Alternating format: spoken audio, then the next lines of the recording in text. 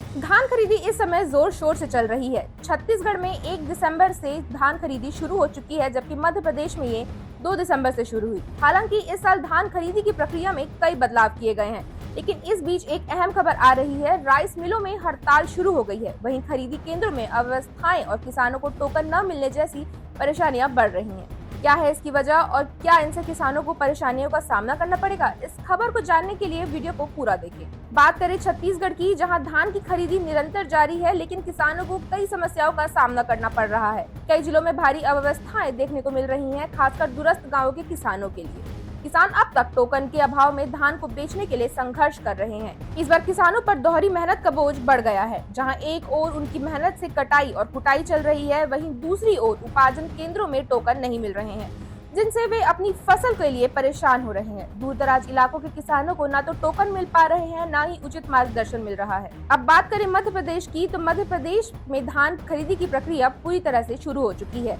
लेकिन एक बड़ी समस्या सामने आ रही है, वो है राइस मिलों का हड़ताल पर चले जाना। मध्य प्रदेश के कटनी जिले सहित प्रदेश के 800 से ज्यादा राइस मिलर्स ने अनुबंध को लेकर सरकार से अपनी मांगे पूरी न होने की वजह से हड़ताल शुरू कर दी है।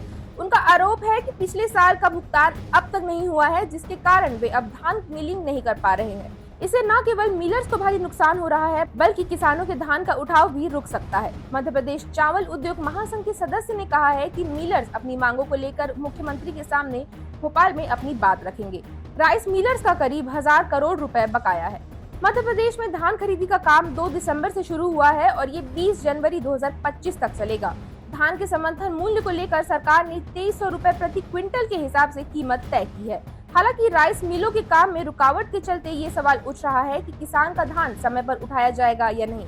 मध्य प्रदेश में करीब 45 लाख मीट्रिक टन धान की खरीदी का लक्ष्य है और गोदाम स्तर पर गुणवत्ता परीक्षण के बाद ही धान को खरीदा जाएगा। लेकिन अगर मिलिंग का काम समय पर शुरू नहीं होता तो ये पूरे उपार्जन कार्य में देरी का कारण बन सकता है। अभी तक होता ये था कि धान खरीदी के बाद बड़ी संख्या में राइस मिलर्स प्रोसेसिंग के लिए सरकार तक धान भेजते थे, जिससे सरकार को फायदा होता था। उन्हें वेयर हाउस में कम धान रखना पड़ता था और राइस मिल से पैसे मिलने पर किसानों को तुरंत भुगतान दिया जाता था। लेकिन इस साल राइस मिलर्स का कहना है कि सरकार से बकाया राशि नहीं मिलने के कारण उनकी आर्थिक स्थिति काफी कमजोर हो गई है, इसलिए मजबूरन अनिश्चितकालीन हड़ताल पर चले गए हैं।